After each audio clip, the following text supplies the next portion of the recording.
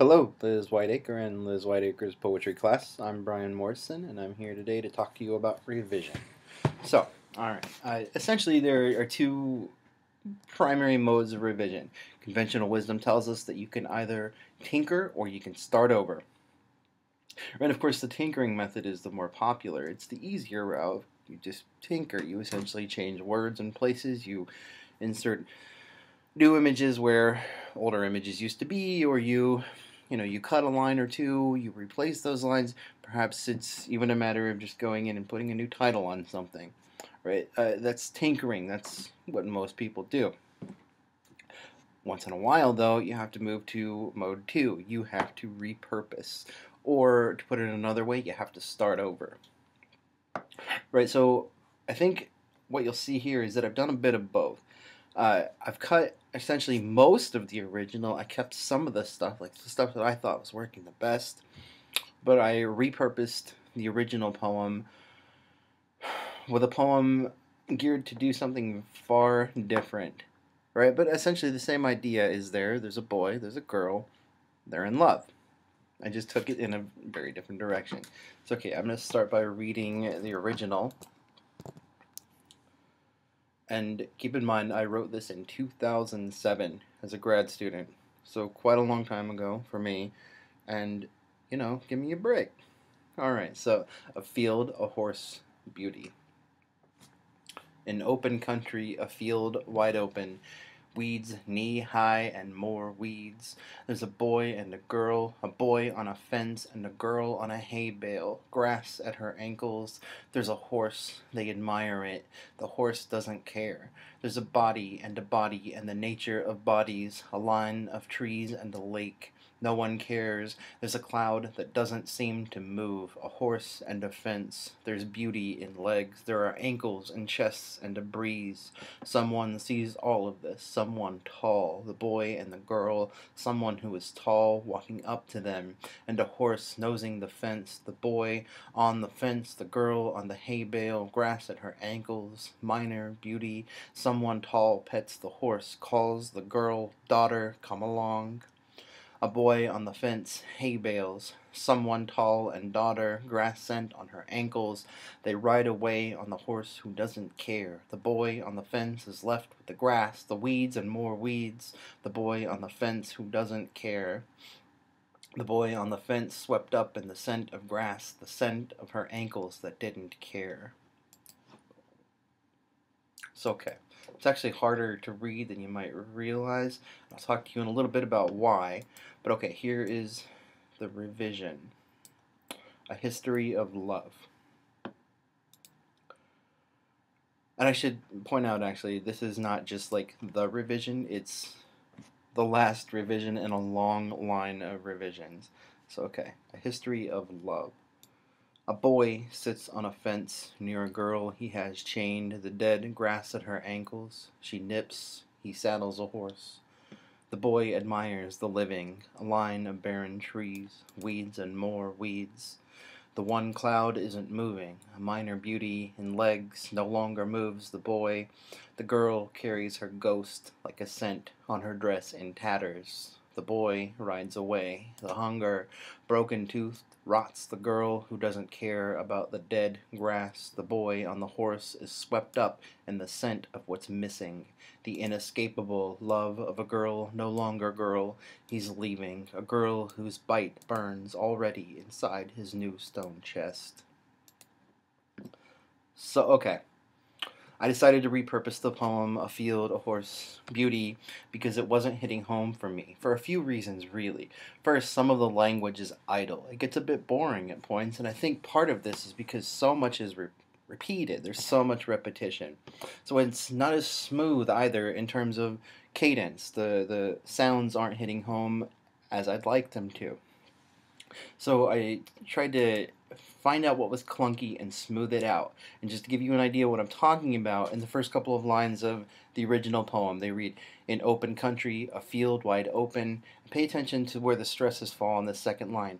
Weeds, knee high, and more weeds. That's 5 stressed syllables in 6. that's why the poem to me sounds clunky. I wasn't really paying attention to where the stresses should fall. Really, you've got to have an equal balance at some point, at least some kind of balance. Maybe not completely equal, but some balance between unstressed syllables and stressed syllables. I'm not saying write as a formalist. I'm not saying write in all I ams. That's not going to get you very far, I think, in 2015. But you do have to consider that the basic pattern of speech is iambic, right? It's the heartbeat. Ba-bump, ba-bump, ba-bump. You can tap it out with me. Right? And that actually really helps a poem move along if you can once in a while balance your unstressed syllables with your stressed syllables so that it mimics the basic pattern of speech, right? If you take any sort of speech, at least any speech in English, and you try to mark scansion on it, I think you'll see there are primarily iambs in that particular speech.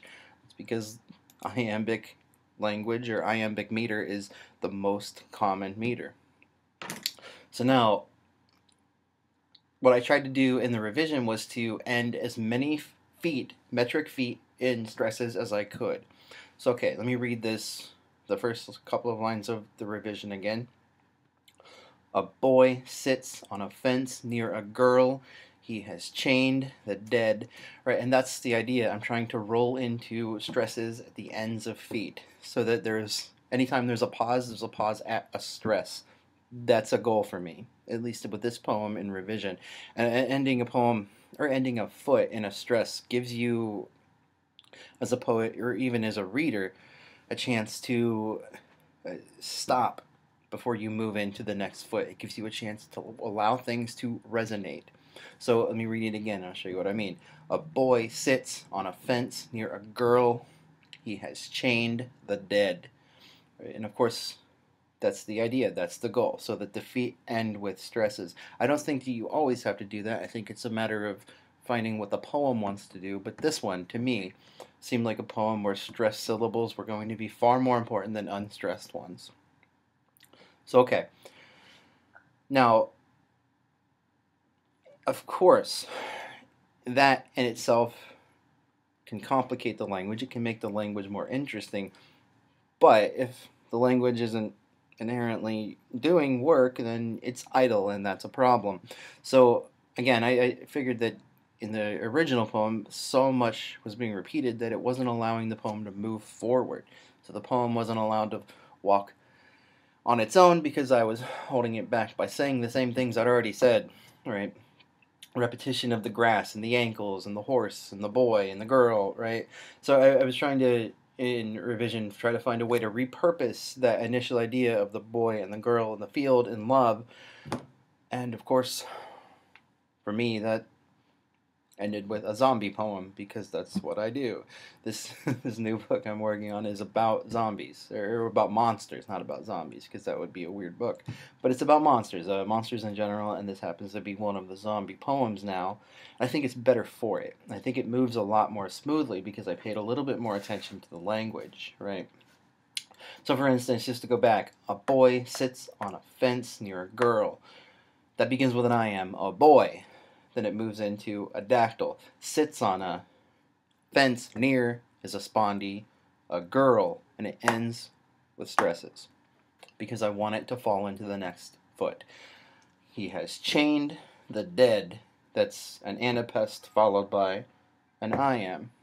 So, okay. Now, of course, again, I'll say it again because it's worth repeating. I don't think that we as poets in 2015 ought to be focusing terribly on writing in strict form, unless you want to be a formalist, and that's an entirely different ballgame that you have to work out for yourself, right? But we do need to pay attention to rhythm, especially in revision. For at least it is for me, it's a way to get started. So it's a way to enter a poem, figure out what the poem is doing, and decide whether or not that poem needs to do something differently. For me, with this poem, the language was so clunky that I had to go back and I had to strengthen it by allowing more variation between the stressed and unstressed syllables. In doing that, I ended up cutting back quite a bit from the idle language that was there, the repetition and the boring sorts of things that I wasn't really sure what to do with. And of course, that's the problem with most rough drafts, we start to do things because we're not entirely sure what to do with them. Before we know it, we've done so much that we have to go back and decide what we've done. So, okay, I hope this helps. Two basic lessons. The first, pay attention to meter, and the second, cut back on idle language. For me, those are the best ways to revise poetry. But okay, all right. Thank you, Liz Whiteacre, and thank you, class, for following along. All right, have a good day, everybody.